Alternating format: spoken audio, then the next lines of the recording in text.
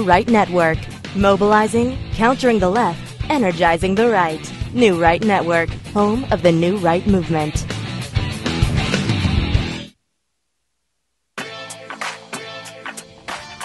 I'm right up here on the left. Actually, the road's closed, so you can turn around in the driveway at the bottom of the hill. Have a good night. Face to face with 16-year-old high school. You serious right now? Go! Keep going! Go! Keep going! Go!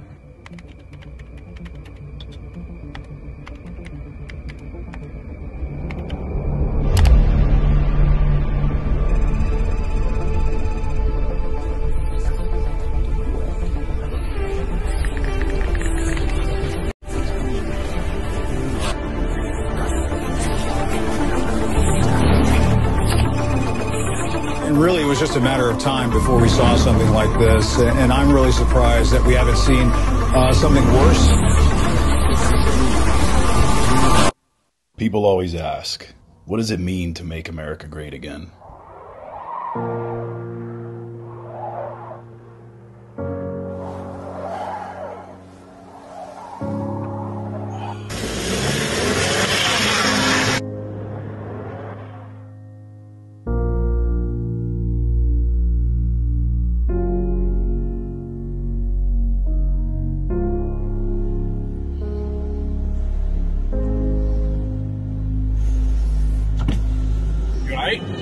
Man, heart's like the snow, man. You try to give you a push? Yeah, please, man. I appreciate it.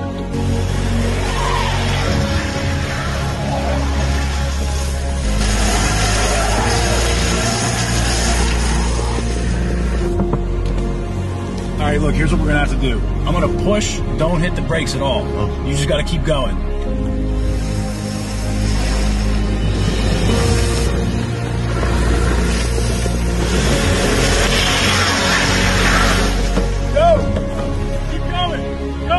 It means to make America a better place than it was the day before.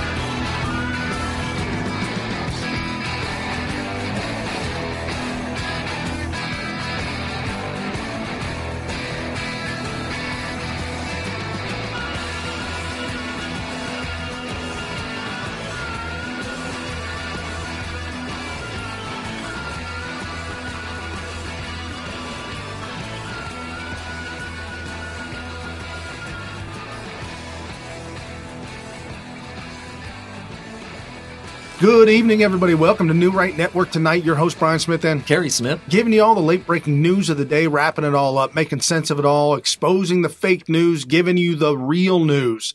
New Right Network tonight, that is our show.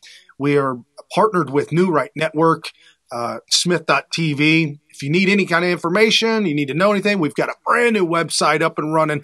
Thank you, Shadowed Spook, for all your help and assistance. Smith.tv looks incredible. Awesome. Lots of great stuff there as well.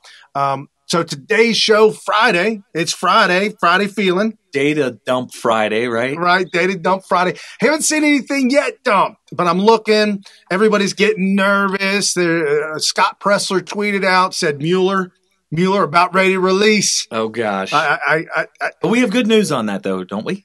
Oh, yeah. Well, I mean, it depends. The good news is for us, but the bad news is there's going to be some backlash. Good news for America. Yes. And democracy and the Republic and the Constitution and all of the above. Freedom for civilization. Right. And this reported by, I believe, CBS, breaking news today, no new indictments coming from Mueller. And there you go. So for you libs. Hold on. Can we do a victory lap? You heard it here first on Smith TV, 100%. We've been telling you this since December 11th, 2016. Right. And so the big news in my mind that we need to go over and rehash because I want you to feel good about the truth and what's really happening in America today. That is this incredible economy. Right. This thing is just chugging along. Got some stats. Donald Trump making rounds with Maria Bartiromo, who is phenomenal. I absolutely love her show. She's incredible. President, thank you so much for joining me. Thank you. Under your administration's policy, we've seen growth in the economy, in jobs, the stock market, but now the rest of the world is slowing. How are you going to keep this elevated growth going? Well, I just think it's happening. You look at what's going on with respect to China, or deal is coming along very well. We'll see what happens. But we're taking in billions and billions of dollars for the first time ever against China in the form of tariffs. I'm very happy with that, but I think the deal will probably happen. I think they need it very badly. Nobody's ever really seen anything quite like what's happening. And we did the Mexico and Canada deal, USMCA. That's going very well. I think that it should get approved pretty quickly by Congress because it's a great deal. It's a really great deal. NAFTA was, to me, one of the worst deals I've ever seen as trade. I think the WTO is terrible also, by the way. I think that's a really bad one. But we're doing even better with WTO. We're winning cases all of a sudden because we never won cases. Now we're starting to win cases because they know my attitude. If they don't treat us fairly, we get out. GOP chairwoman getting involved on Twitter, Ronna McDaniel. Love how she's become a champion for Donald Trump. White House, Don Jr., everybody piling on how this economy is really going. We're also going to get into the Democrats. Democrats are in 2020. And there are a lot of things involved in Democrats 2020. Okay. Everything from Beto, which wasn't in the show notes, but I saw this. It was a really awful piece from the Huffington Post that quoted Governor Huckabee in a tweet that said that Beto O'Rourke put baby doo-doo in a bowl, set it on the kitchen table, and told his wife it was guacamole. What? So they went to Beto, and they asked him, and Beto said, sounds like something I do, but I can't remember if I did it or not.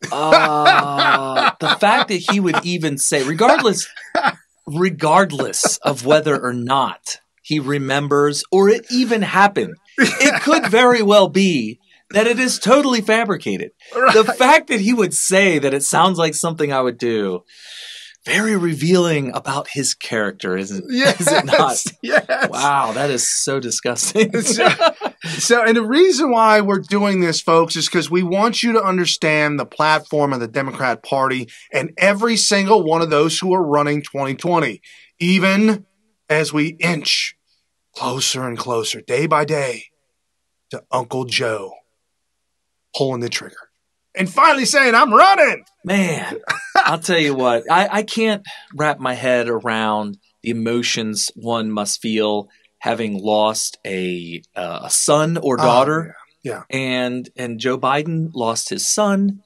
right before the time that he would have needed to decide to run in 2016. And on his dying deathbed, his son says, Dad, you gotta do it. Promise me one thing. This is my dying wish. I'm gonna chisel it in stone on my will. You gotta run. You gotta run for president. Do it, Dad. Just do me that one thing. And Joe Biden was like, I'll do it, son. I'll do it.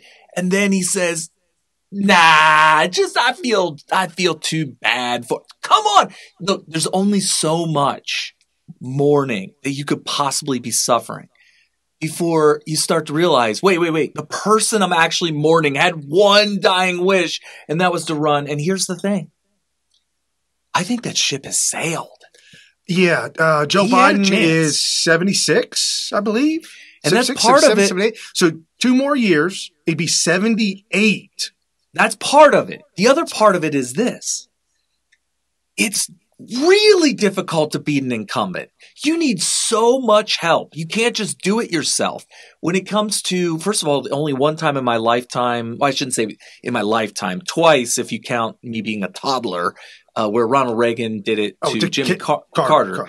But that was a little extraordinary because the economy and America, as it were at the time, was really in shambles. We had gas lines and gas rationing. Jimmy Carter doing socialism, what socialism does. Right. Trying to dictate to the oil companies what they can and can't do. And they said, no, man. And doing the fireside chats with his sweater vest. And this is all before I was born. I had to hear about this later. But now we have George H.W. Bush. You mean he was doing a Mr. Rogers? You didn't know that? Oh, that was what he was known for.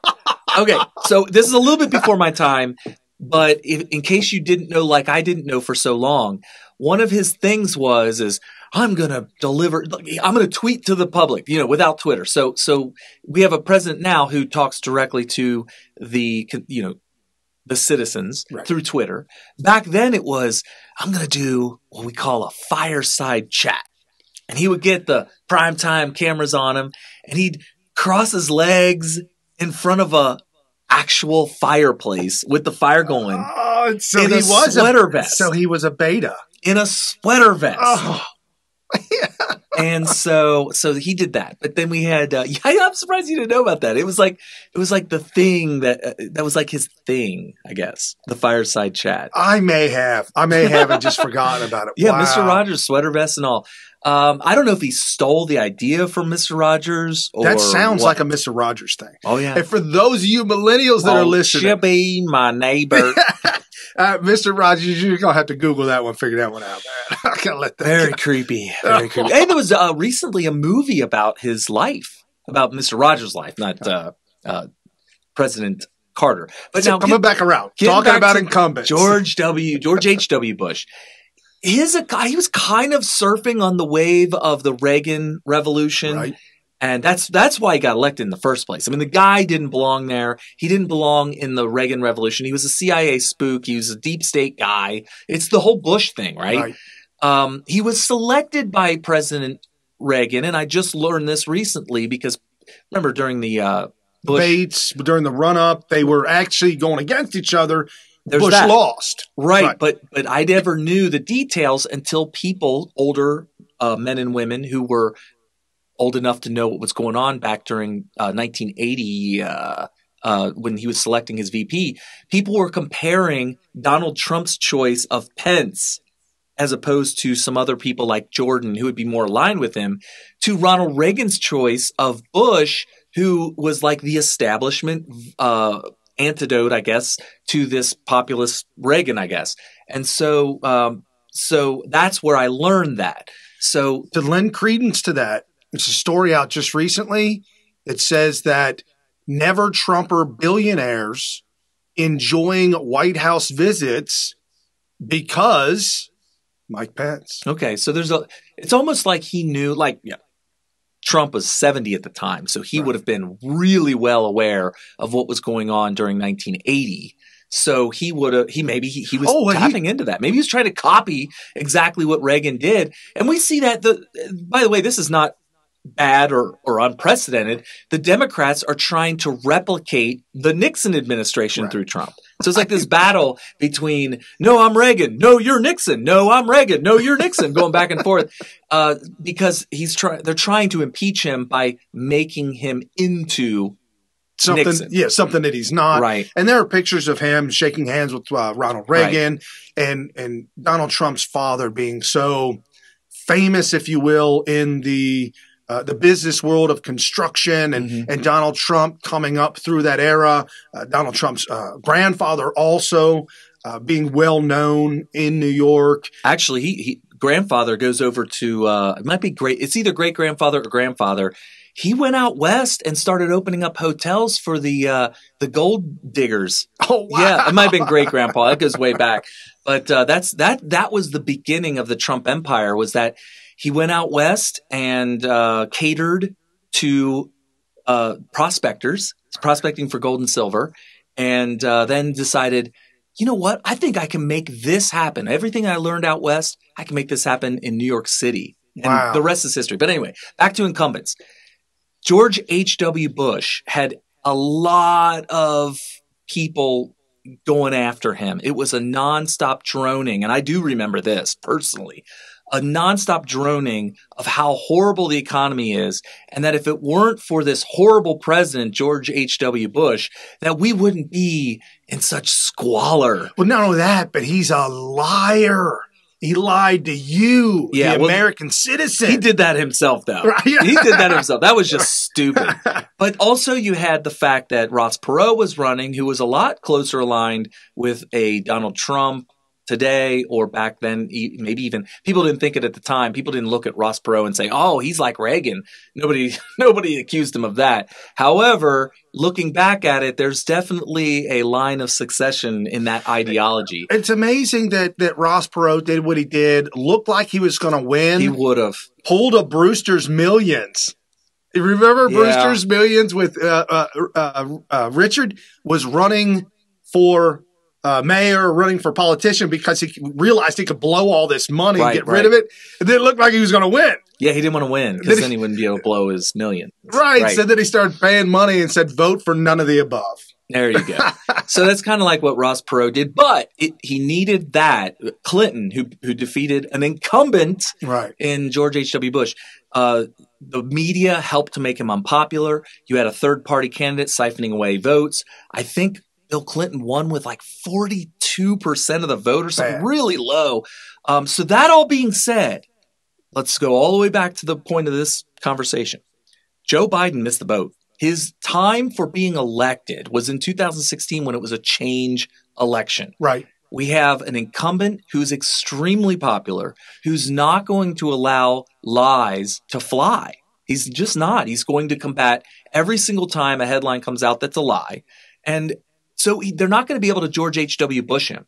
Or they tried to do the same thing with George W. Bush, but there's a lot of things going for him. He was still kind of riding that wave of 9/11. Yeah. Not that it's a good thing, but riding the wave of, hey, we need Republicans to protect us. You have all these wars going on. And there was actually an argument, if you remember correctly, which I do, that, whoa, we should not be changing horse midstream. No. I think that was an actual quote during the election cycle. Yeah, absolutely. That's a political quote. Do not change horses in midstream. Right. You also have the situation to where right now, and I've been throwing this around in my mind, maybe a conspiracy theory. Do you think it's possible that the Democrat Party approached Joe and said, Joe, you've been VP for 8 years. You've got yours. Okay. We already promised Hillary Clinton. Okay. She's already got the promise. Mm-hmm. She's going to be, you need to step aside. Yeah, but you're talking in 2016? Yeah. Oh, yeah. Yeah, I think so. Oh, you do? So you do think they said Joe, Uncle Joe? There's no doubt in my mind that a guy whose son is on his deathbed telling me, Dad, promise me, promise me you'll run, and not do it? He had to have some serious pressure. He's deep state. Read the book by Peter Schweitzer. I talked about it yesterday.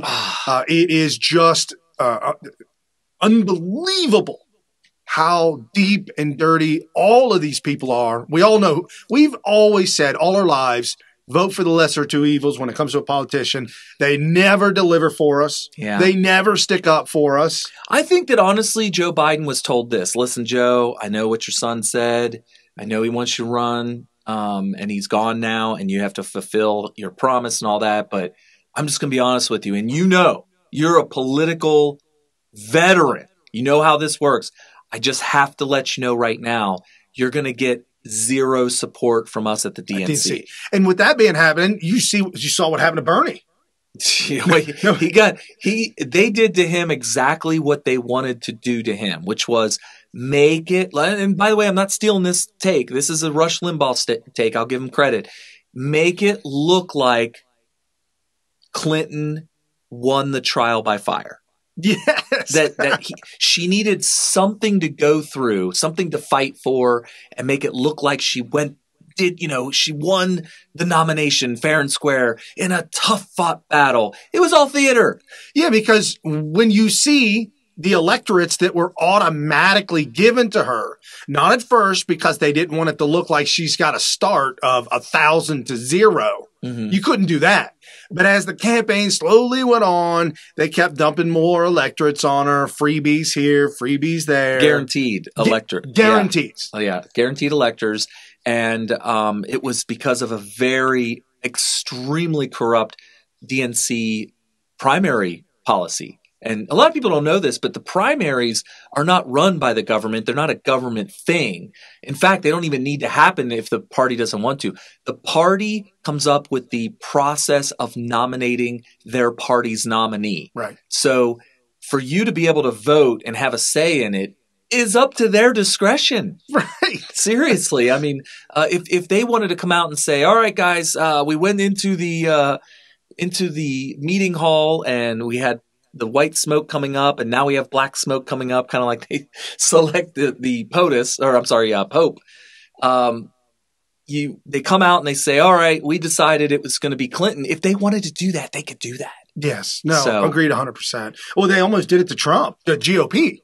Almost did it to Trump. They tried to do it in the at the very end, and they were going to throw the electorates to Ted Cruz, and there was a lot at the convention. Yeah, at the convention, right. There was talk of it. It didn't. There was no actual attempt at it, but I think they were definitely. Dude, they were gaslighting us. They were getting us all fired. We were getting so.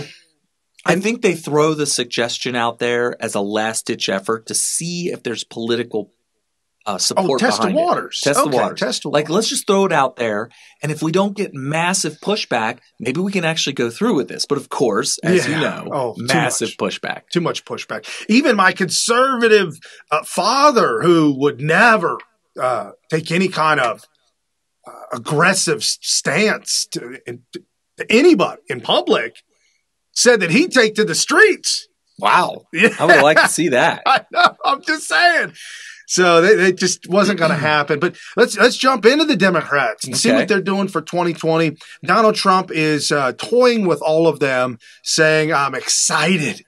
I'm paraphrasing, by the way. I'm excited to see who's going to come up and who am I going to be able to go against, because this is going to be fun. And as we have it, we've got abortion front and center. We've got global warming next to it. We've got the hashtag walk away, hashtag Blexit, hashtag Jexodus. Oh, like Exodus? But the Jews leaving? Yeah. Okay. Jexodus. The Electoral College is still there. Well, I just throw this out there. Charlie Kirk, at Charlie Kirk, Kirk, tweeted out about Elizabeth Warren. She won't let the Electoral College thing go away. We got to abolish it. Gosh, that's so bad. In his tweet, he says, Elizabeth Warren's latest insane policy proposal to make sure every vote counts by eliminating the Electoral College in favor of the popular vote. It only took Hillary Clinton winning 57 counties to win the popular vote. I guess at E. Warren is okay ignoring the other 3,084. It's a little misleading because the counties don't really matter. It's arbitrary. It doesn't really counties. It doesn't mean anything. Well, it's the state. He's trying to make a point. Okay, so let me try to wrap your head around the point he was making. By counties, what he means is large metropolitan areas. So basically 57 large, densely populated metropolitan areas was enough to win. Yeah, 57 versus 3,084. Yeah. And those 3,084 are rural areas. And some of you might be saying, yeah, well, that's less people. There's less people in 3,084 counties than there is in 57 counties. Clearly, at least as far as who voted for Clinton. But the problem is that when you eliminate the Electoral College, you start to ignore those areas. Right. Flyover country, battleground states are now without the Electoral College, but there is no battleground states. Now there's battleground cities. Did Hillary even go to Michigan?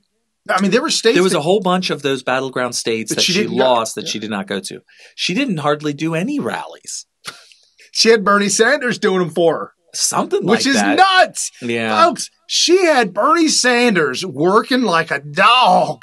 Yeah, but that's because Bernie Sanders could get the crowds in there. Hillary Clinton would show up at a giant field, stand on top of the back of a pickup truck, and there'd be 25 people there. Most of them were media or handlers. Right, and so did her VP. That was a sad state of affairs. He was in the back of a truck too, a truck bed, and the people that were there was the media. Yeah. Oh, you were talking about Tim Kaine. There's just the media was there. Yeah. The problem is that nobody likes her. No. Like Joe Biden's scary because he's a very likable person. If I were given the opportunity to go have a beer with him, I would take it in a heartbeat because he's a cool guy. But I'll tell you right now, I'm not going to no after party with that one. No. I would remain in a public place at all times, and I would make sure that I was that I opened my own bottle, yes, and that I kept it on me. I learned that from my sister. See, I don't know how hard it is to be a woman. My sister was like, I took my eyes off that drink, and it's like full. Yeah. She's at a public, I don't know if it's a club or if it was a bar, but it's very crowded.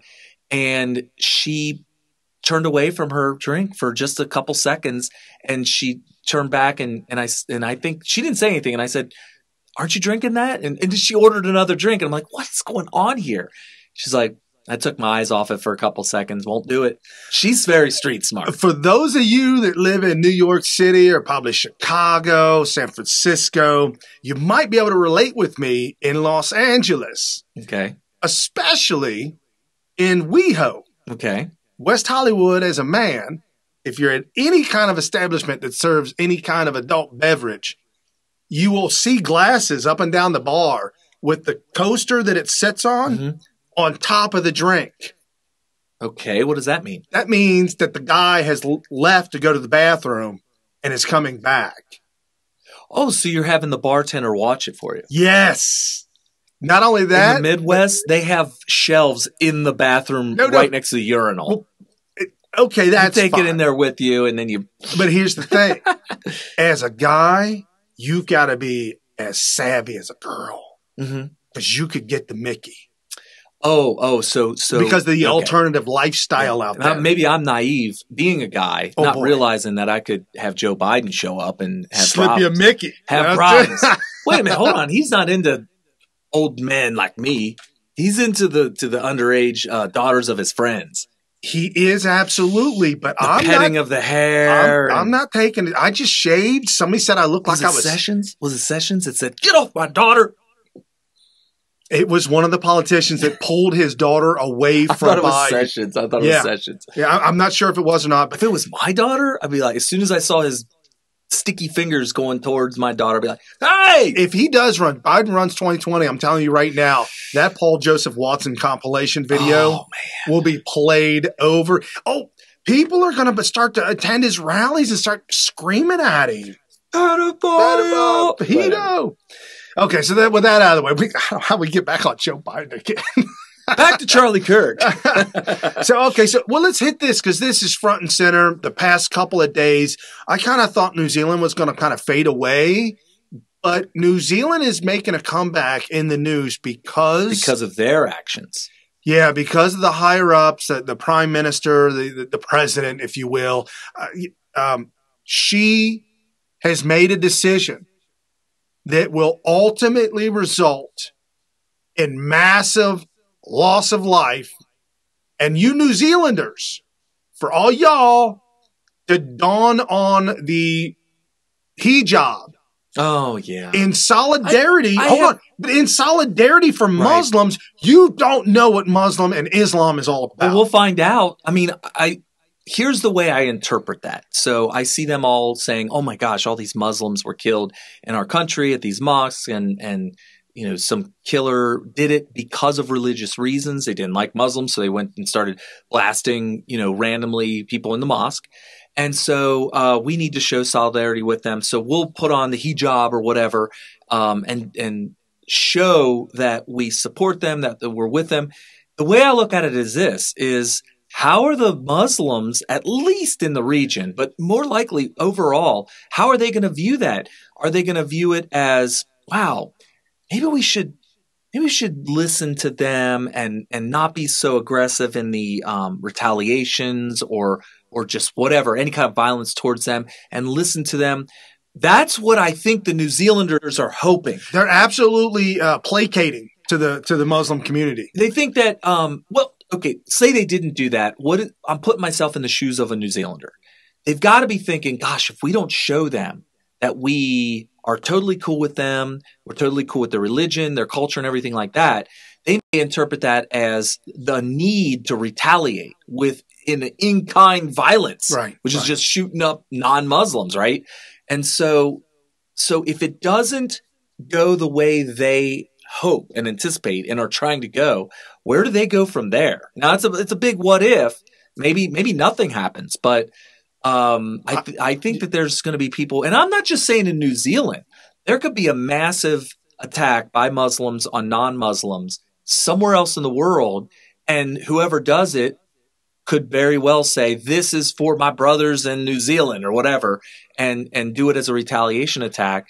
How will the New Zealanders who are trying to show solidarity with Islam in their country going to react to the fact that maybe it didn't work at all? Well, the mainstream media is not showing you what's going on in Nigeria. They're not showing you what Boko Haram, you remember that guy, right? That crew, Boko Haram? Oh, they're slaughtering more Christians, a tune of dozens and dozens, all over social media, if you will, the new media outlets like us, Paul Joseph Watson, Mark Dice, Jack Posobiec, some of the guys and the ladies that are out there that are doing the exact same thing are exposing that hundreds and hundreds of Christians being slaughtered and murdered on a regular basis. Not a single outlet covering it. This tweet by @SkeeterPence.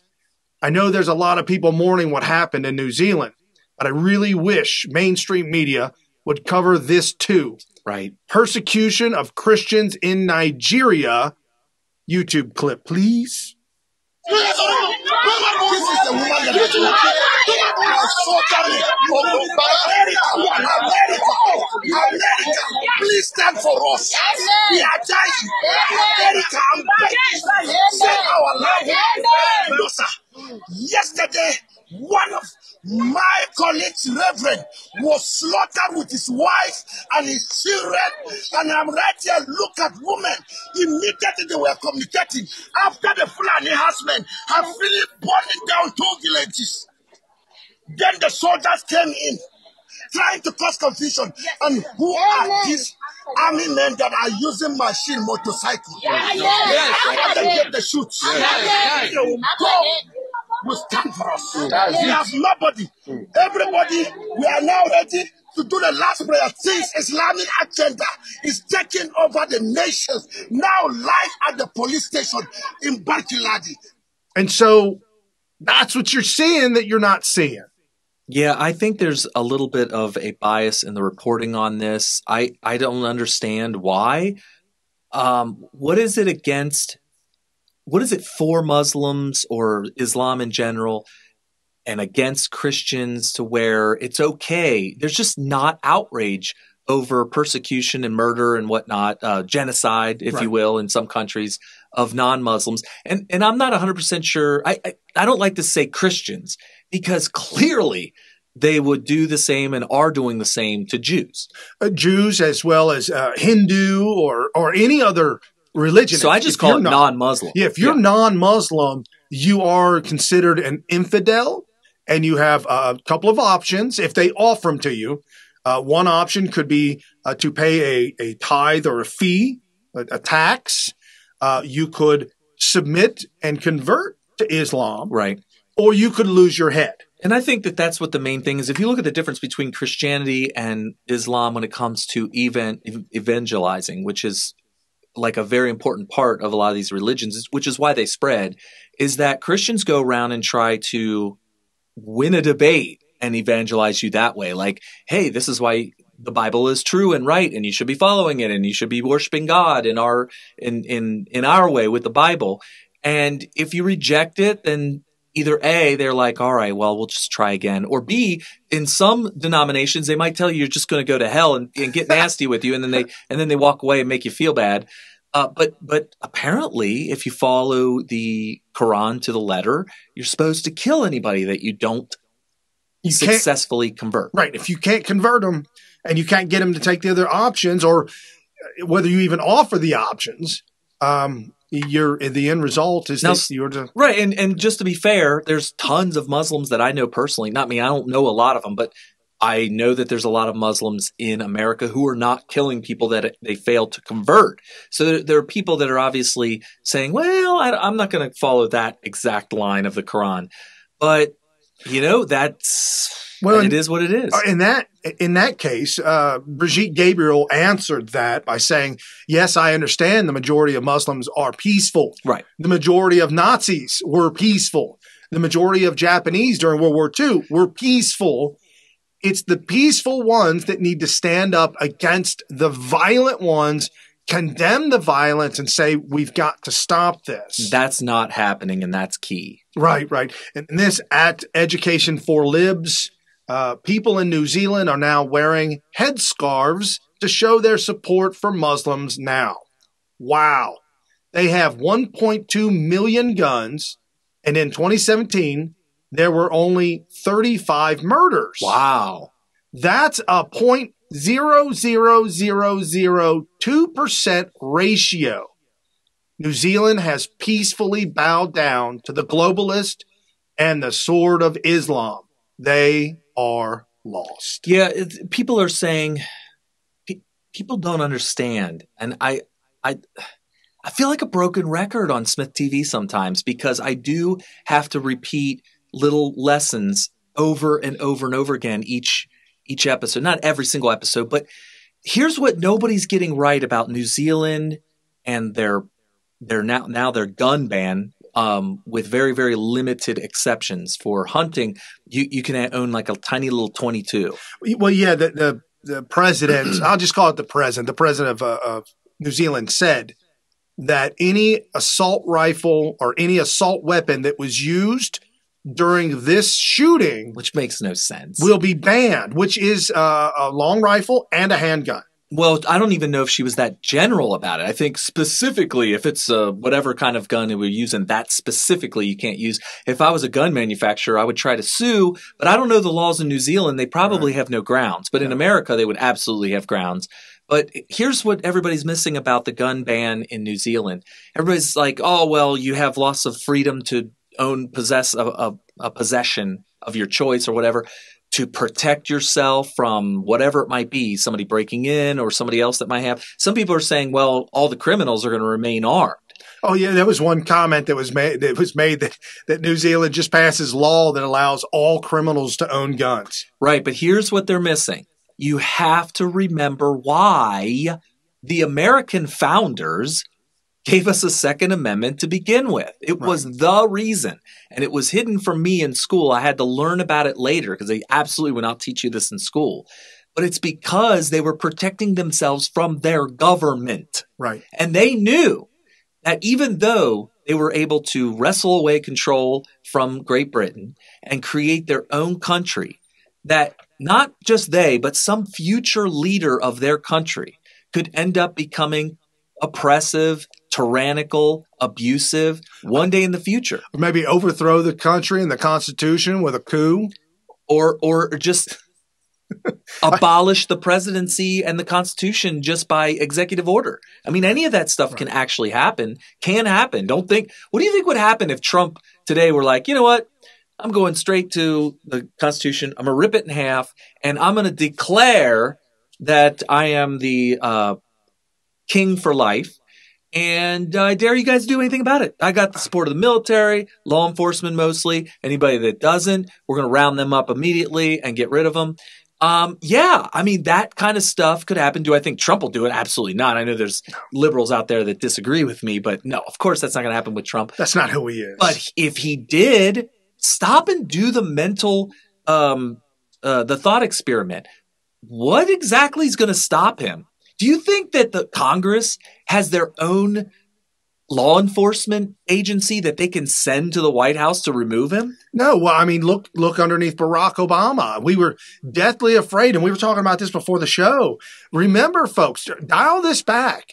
Remember, back in 2012, 2013, 2014, 2015, how absolutely depressed, probably the darkest years in my life personally, that we had absolutely lost control of our entire country. We knew the deep state was running covert ops, if you will. Right. We knew that the fix was in. The steal for the 25th Amendment under Barack Obama, I honestly believe he didn't do that because the powers that be had a sit down with him, Joe Biden, and Hillary Clinton. And the powers that be said, okay, I know you really want to do the 25th Amendment, but here's the thing. Those Bible thumpers and those gun toters, they're going to come out.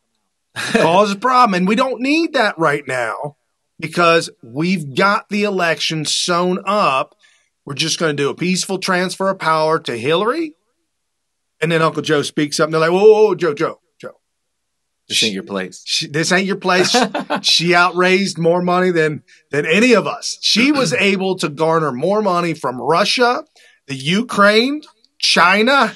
Yeah. You all can't do what she's done. She would be our another foreign president. Right. And remember, Joe, as Secretary of State, she got more money for our party than anybody. Yikes. Right. So there's a lot of that corruption going on. Right. So the powers that be said that we're just going to do a peaceful transition right to Hillary, and we'll just keep doing this. And a Republican will never get elected. And if it does, it'll be it'll be a Bush person or something. And if it looks like we may not be able to win it fair and square, we'll just steal it with voter fraud. It'll be okay. We got this. It's foolproof.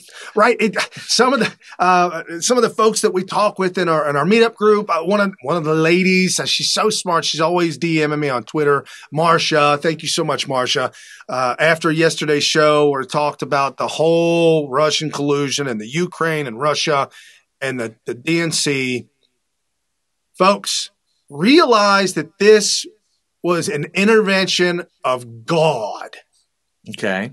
Literally, God intervened in this because every single power that be in this world with the muscles beyond Arnold Schwarzenegger. I'm just saying the powers that be couldn't beat Trump. No. I mean, it was overwhelming. It was overwhelming. The fix was in. The DNC was in. The RNC was in. I still believe that he won with 65%. 2/3 of the entire electorate, I believe, voted for Trump. And I think what you saw as a close election was fake.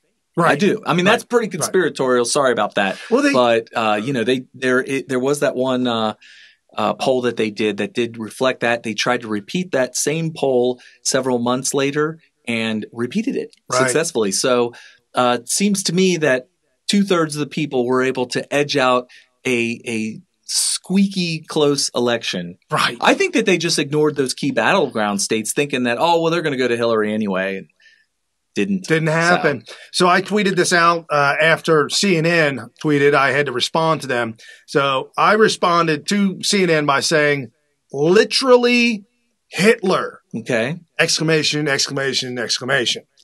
To CNN saying, when a killer gunned down 50 people this month and 2 mosques in Christchurch, New Zealand, it took lawmakers there 72 hours to ban assault rifles and high-capacity magazines.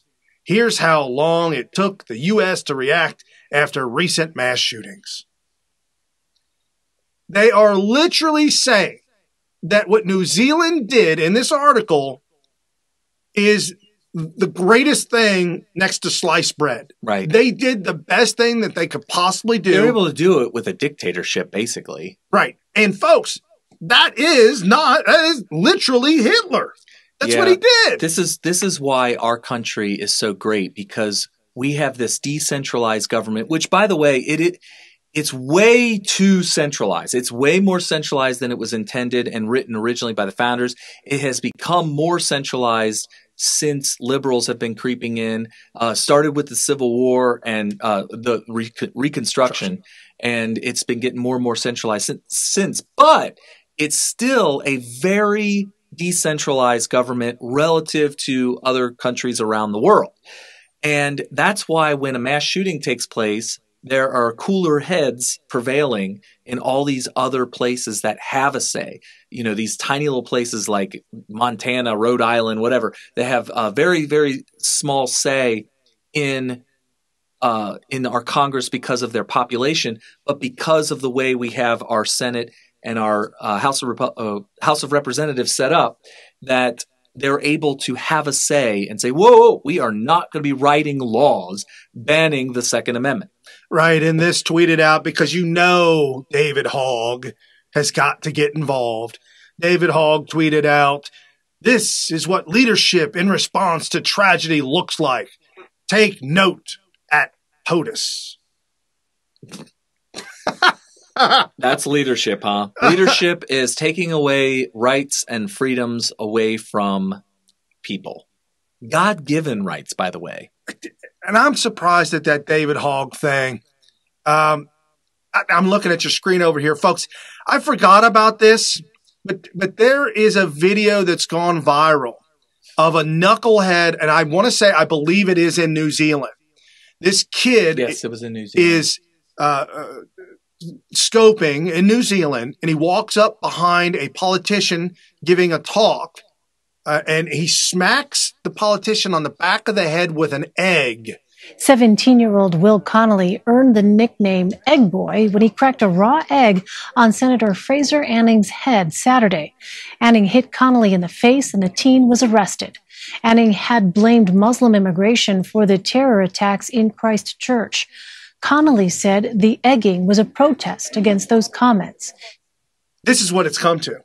Yeah, well, and that's because the left don't know how to argue their point. They go by pure emotion and they react physically. So whether it's lashing out, whether it's looking up to the heavens and screaming, and it's just pure emotion with them. There's no logic. There's no thinking about the facts or the philosophy behind, doing things civilly. Right. And here's another civil mind, if you will.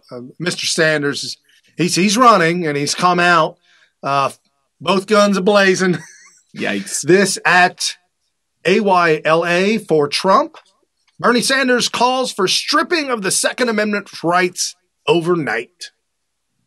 Yeah, that's really Guys! That's surprising. A couple of years ago, this would be political suicide. Yes! This would be political suicide. It just shows you how far we've come in just a few short years. You would never be able to say something like this. And it's funny, a lot of things have changed too. Like Donald Trump coming out against abortion so graphically in the third debate. Oh, yeah. Was mind-blowingly, first of all, it was great. We were cheering like loudly at the screen as this was happening, but it's just... You have been quoted as saying that the fetus has no constitutional rights.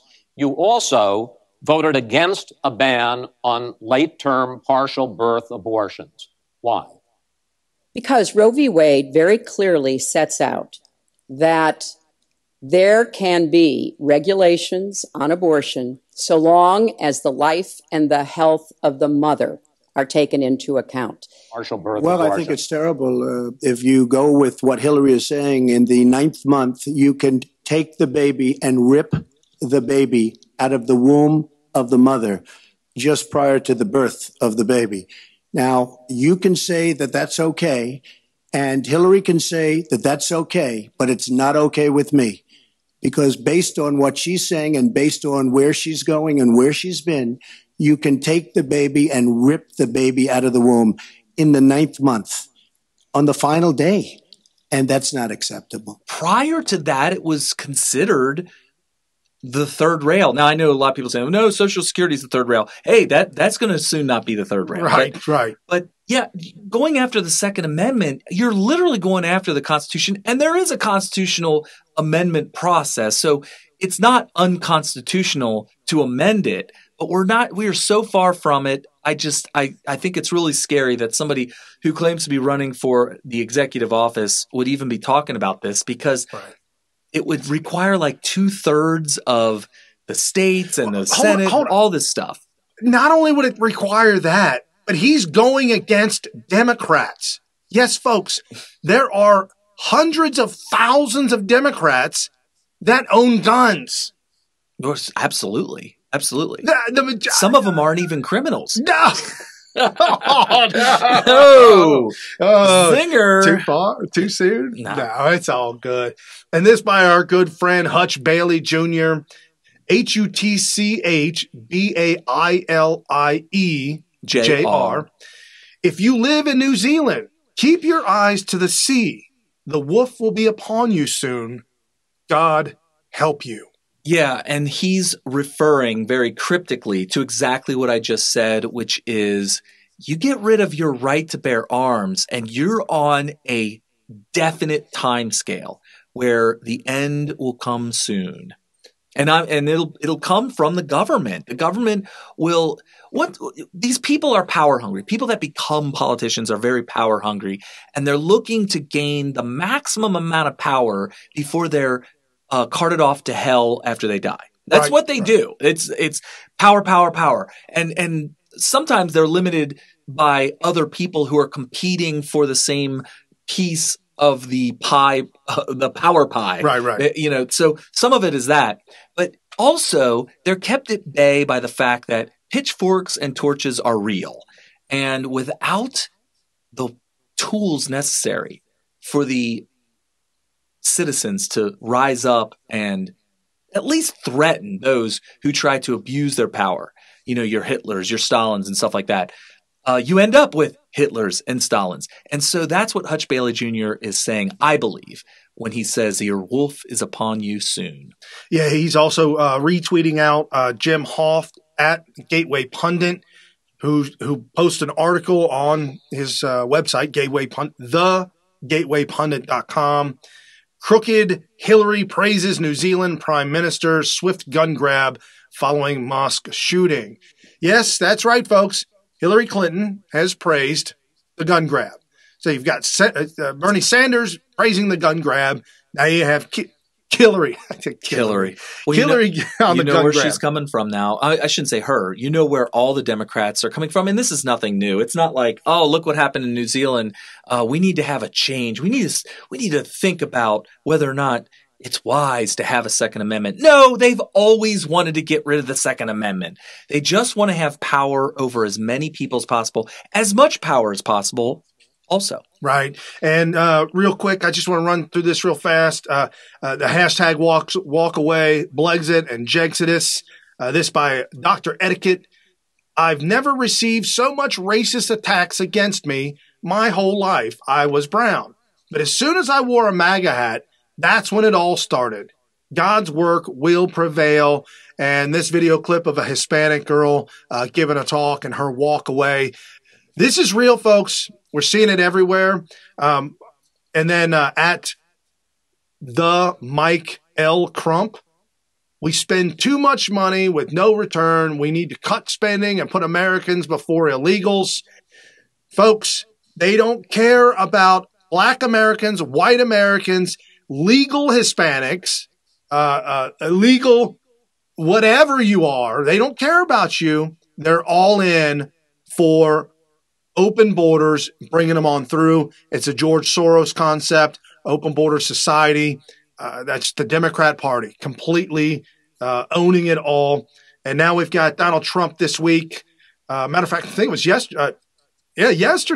Golan Heights. The video with Maria Bartiromo explains it. It's time for the U.S. to recognize Israel's sovereignty and the Golan Heights. Why now? Why did you send that out? I've been thinking about doing it for a long time. It's been a very hard decision for every president. No president has done it. This is very much like Jerusalem, moving the embassy to Jerusalem. I did that. And I fully understand why Clinton and Bush and Obama, everybody campaigned on Jerusalem and the embassy going to Jerusalem. I even got the embassy built, by the way, very inexpensively. But they all campaigned on it. They never did it. And I understand why. Because when I got elected, I also campaigned on it. When I got elected, I was inundated with calls from all over the world. The leaders, mostly the leaders, saying, please don't do it, don't do it. I did it. And it's been done. And it's fine. Golan Heights is the same thing. For years, other presidents have campaigned. They said they'd do it. This is sovereignty. This is security. This is about regional security. It's not about Netanyahu's reelection. No, I don't. I wouldn't even know about that. I wouldn't even know about that. I have no idea. I hear he's doing okay. I don't know if he's doing great right now, but I hear he's doing okay. But I would imagine the other side, whoever's against him, is also in favor of what I just did. Every president has said, do that. I'm the one that gets it done. And so Donald Trump is embracing and recognizing Golan Heights as that it is part of Israel. And we've got Lindsey Graham tweeting out, sad to see a great newspaper like at the Washington Post miss the significance of President Donald Trump's declaration of the Golan Heights as part of Israel. The dislike of all things Trump has blinded news coverage of the realities of the world. I tweeted this out. Liberal activist group demand that the Democrats boycott the American Israel Public Affairs Committee gathering. And my comment to that is, yeah, well, they do, and they did this at the Washington Times. They are absolutely throwing away Israel, Jews, Black America. They're throwing everybody away, and I don't understand it. They are literally burning every bridge that they ever had. Yeah, I guess there'll be an argument made. Not very many people that I'm friends with on Twitter that I know of would say, well, hold on, Israel is its own country. And if you really are America first and making America great again, what are we talking about doing with so much support for Israel? I get that argument, although they kind of say it a little bit more anti-Semitic than that. It's more like, damn, I don't want to be supporting no Jews or whatever. So I guess what's the argument for, is there congruence between supporting Israel and being America first? 100%, 100%. Israel is surrounded by anti-capitalists, by anti-religion. Freedom of religion. Right. They are the only country over there in the Middle East. They're the only country where you are free to worship, to live, to do as you will. Without being oppressed and persecuted with fines and stuff like that. Right, right. And in a pretty much capitalistic society to where they grow and prosper. And there is nothing more American than supporting another country that holds your values and freedoms for their citizenry. They are surrounded by Islam and oppressive governments forcing Sharia law. What if they were just be ransacked and defeated and converted to Islam and then just became an Islamic country and then that was it?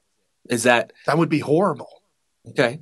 I mean, that would be absolutely obviously horrible. I would hate for that to happen, and I certainly think that we should support Israel as far as preventing that from happening. But the America First people, the isolationists, are like, hey, it didn't happen to America, whatever. There's people that are like that. It's a callous way of living, but there's people that are like, hey, where does it stop? Where does it stop? If we're supposed to show compassion to people who might be oppressed, where does it stop? Well, not so much oppressed, but if there's a beacon of light, a beacon of hope somewhere around the world that is mirroring us as Americans and our way of life, because there are cultures that are better than others.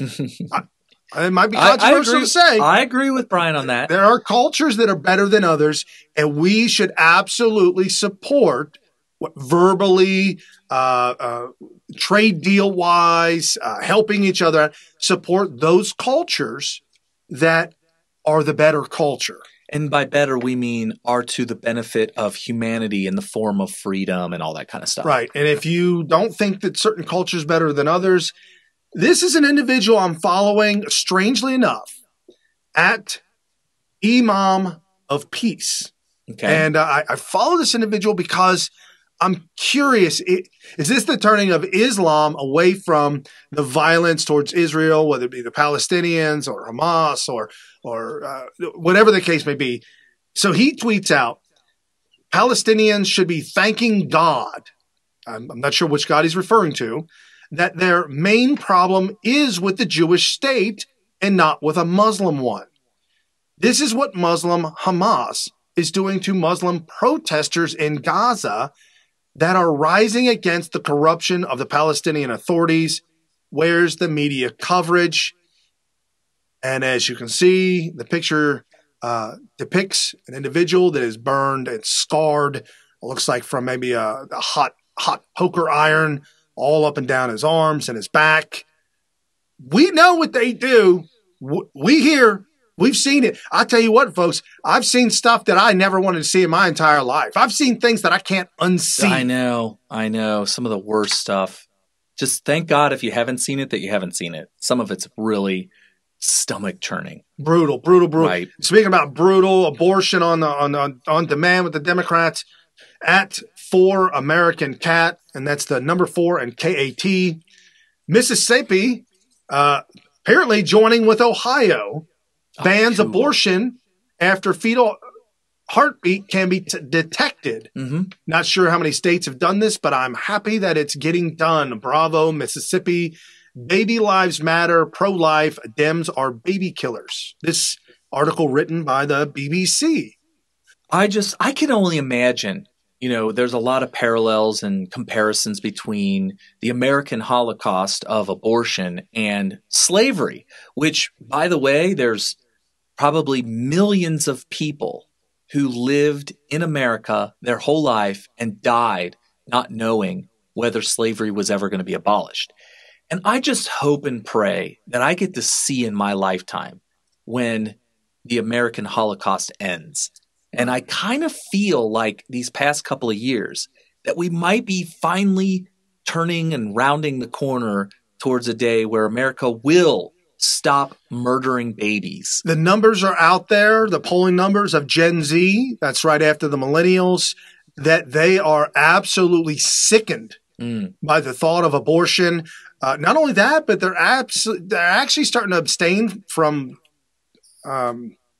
free will of sex, if you will. Like, and that's all part of it. Sex is a sport. That's absolutely all part of it, and I think that that's great. It's going to make for a better society for us in America, for everybody. Right. I mean, I have a daughter. Brian has 2 daughters, and we think about the kinds of culture that is beneficial to women, young women, coming up, looking for a spouse, having children, all this kind of stuff. You throw the culture of the Democrats with abortion and sex on demand and that kind of stuff. And there's one main victim after the baby, of course, and that is the women. Right. Women lose all their power, all their freedom, and they become a slab of meat. Absolutely. For the men that just want to do whatever. Right. And Absolutely. It's all a part of the abortion culture. Right. But mainly we need to end killing babies. Yes, no, definitely. This at Indy_News1, 2020 Democrat Andrew Yang says men should have nothing to do with abortion decisions. Why not? It's our baby. That's my baby. This is the same rhetoric that they fed us back in the 80s, guys. Yeah. This is just regurgitated all over again. Why does the father have no say in the fate of their offspring? It's beyond me. Folks, follow us at Scott Pressler, SCOTTPRESLER. Please follow Scott Pressler. He is going gangbusters right now. He tweeted out, I'm knocking on doors right now in snowy Pittsburgh, Pennsylvania. Proud of the fact I've been knocking over 1,000 doors since I've been here. Tomorrow, I'm hosting a Republican activism boot camp in Bethel Park. Hashtag Friday Feeling. Take a page from his book. Yeah. Get involved. Carrie and I are involved in multiple ways. We absolutely will be knocking on doors around here. Oh, yeah. I'm not saying that you need to go to another state or another district. Just stay in your local area and knocking on doors is very easy. You have a list of Republicans. It's scary though. You got to keep in mind where I don't say I tend to forget. I tend to forget. Well, you use the wrong words because it might be scary at first. But you've got the list, and you see Brian Smith. See, and if you I need you to explain this to them because they're not going to ignore how scary it is. No. The fear happens involuntarily. But you could have my name. I'm not a scary guy. You did shave the beard off, so right. I look like a Ute. But Brian Smith, and you knock on my door and say, "Sir, Brian Smith. Yes, I'm here with the GOP." I'm like, "Yeah, GOP. What's going on?" I'm here with Donald Trump, president. Oh yeah. Come on in. What you need? What's going on? Yeah, and that's the truth. Literally that's is the truth. It. Yeah. And some may even say, "Well, yeah, I'm voting for Trump, but we don't need to talk about that right here, do we?" Yeah, can you be a little bit more quiet about it? And here's the thing: he doesn't even know that his neighbors are on board too, and they're all being quiet. They're all scared to bring it up amongst each other. Remember what I said earlier in the show? 2/3 of America voted for Trump. We kind of see that in real time when we go door knocking. Now, some of you guys are saying, "Oh yeah, go to an upper middle class neighborhood, and sure, 2/3 of them." No, Mount Healthy? Yeah, no. I knocked on the doors in Mount Healthy, and I'm going to tell you right now, I've been to a lot of neighborhoods. That was the one I was really not looking forward to. Oh, I would have been nervous too. It turns out. It's predominantly black. It's predominantly middle to lower income. It would be considered, low income. I would say lower middle class. They're not impoverished. No. There's a lot of Section 8 housing there. And we know that, unless we're being lied to, I think we are being lied to, but we know 90 to 95% of Black Americans vote for Democrat. Right. And it is a very Black neighborhood, I guess you would say. It would probably be predominantly. So it was nervous. It made me nervous. So we get there, start knocking on doors, and I was surprised at the percentage of people that were just flat out pro-Trumpers. But you're not knocking on random doors. Right. That's the point. It's not random because we have the app that lets us pick and choose which ones, and it'll tell you. It doesn't say, "Don't knock on this door." It just says, "Oh, this family is historically moderately liberal or moderately Democrat or hardcore liberal or hardcore right-winger or moderate conservative or independent." It'll say all those things, and you get to pick and choose. But here's the thing I want you guys to know. It wasn't very hard at all to find the Republicans. It wasn't like I was looking at all these houses and a vast majority of them were Democrat, and I was just cherry picking. Some people could accuse me of that. "Oh, you're just cherry picking, Kerry."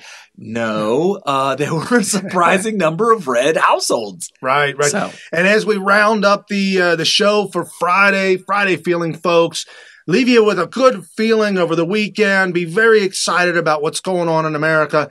Donald Trump, again, as I said, tweeting out Maria Bartiromo's, and then Donald Trump also tweeted out and then also verbalized to Maria that the Fed has already said that they will not raise interest rates this year, 2019. It's a good thing because I feel like they were undermining him by doing that. And only once are they considering once in 2020. Okay. Okay, we'll leave it at that. All right, fine. I'm good. That means this economy will keep roaring away. Donald Trump tweeting out 3.1% GDP growth for the entire year of 2018. Best numbers in 14 years. This at Deep State Exposed. He replied back to Trump, and I threw this in there because it's right that you guys are looking right at Trump's tweet and you're seeing what's going on underneath it. Right. I can't play it because we're running out of time. It's a funny Japanese parody on TSA screeners. Okay. They go a little Benny Hill. Good-looking ladies coming through and turn a blind eye to the old grandmas or the that would be freaky-looking people. That would be pretty funny, but not. There's a lot of truth to it. Yes. And at Hutch Bailey Jr., traders in the U.S. government, 5 Dem presidential hopefuls say they'd rejoin the Iran nuclear deal. What? What? I don't. Oh, let it be what it is. That's fine. And Larry Kudlow, one of Donald Trump's greatest decisions for me personally and for the country is calling up Larry Kudlow and saying, I need the greatest economist. I need the greatest economist out there to advise me. I'd like to see if you're up for the job. Okay. And he said, yes, sir. Let's get this thing going. So here's Larry Kudlow on Lou Dobbs talking about Donald Trump rebuilding all of America. The never-Trumpers on the right are having a tough couple of years here. And the people on the left are just going so far socialist, it's almost like they're not in the game. You know, at one point today in the BRT, the president was talking about his policies, taxes, regulations, energy and trade, and so forth and so on. Here's a phrase. He is rebuilding America. He is rebuilding America. And he said, look, I'm taking heat because I am taking on the establishment. But he enjoys it. And he intends to continue taking on the establishment. You know, it's really a very funny place for him to say that, because there's nothing more establishment than the Business Roundtable. That's why I loved it. And then at GOP Chairwoman Ronna McDaniel, you can't deny our economy is roaring, fastest GDP growth in 13 years, 1 million more job openings than people looking for work. We reported that a couple days ago. Yeah, record low unemployment. 7 straight months of 3% plus wage growth. The Democrats were screaming, oh yeah, the economy's doing well, but people aren't making more money. No, that's not true. Right. 12 deregulations for every new one regulation. Thank you at Real Donald Trump.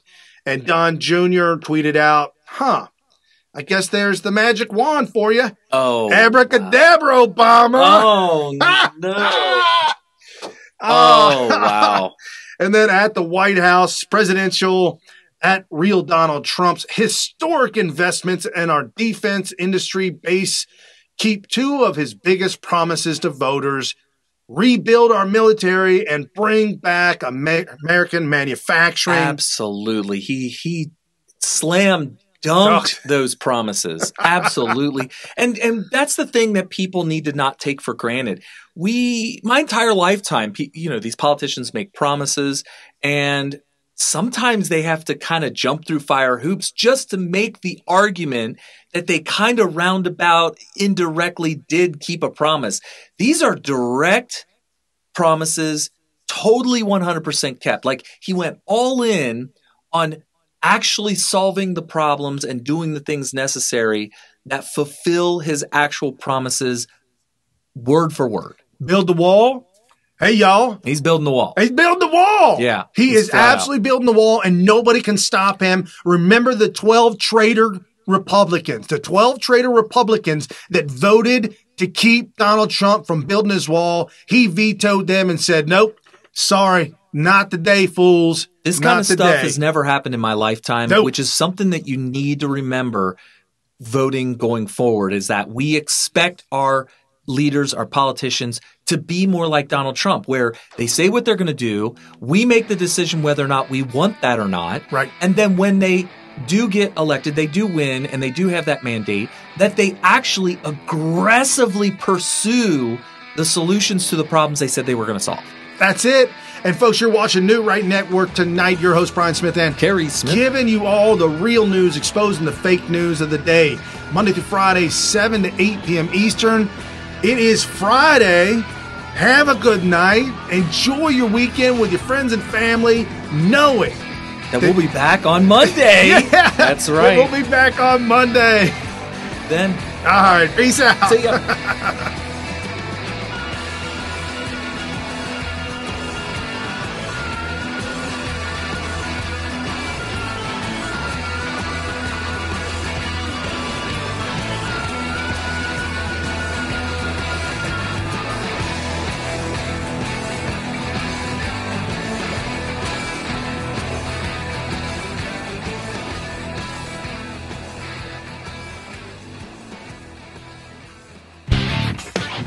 You've been listening to New Right Network, mobilizing, countering, energizing. Online at newrightnetwork.com.